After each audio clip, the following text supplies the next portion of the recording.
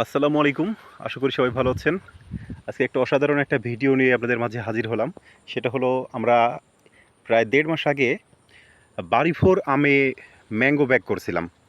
তো এখন বাগানে আসছি তো মূলত দেখার জন্য যে সে ব্যাগের আমগুলোর কী পরিবেশ, কী পরিস্থিতি।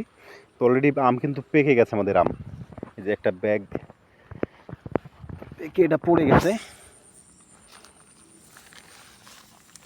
আমরা একটু এই যে দেখেন, মাশাআল্লাহ কালার একদম ফুল কী বলে, হলুদ না সোনালি কালার,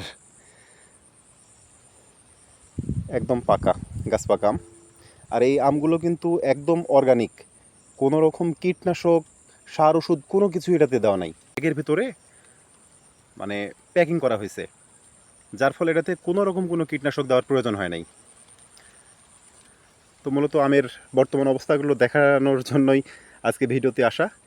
তো ভালো থাকবেন সবাই, দেখা হবে পরবর্তী কোনো ভিডিওতে। আল্লাহ হাফেজ।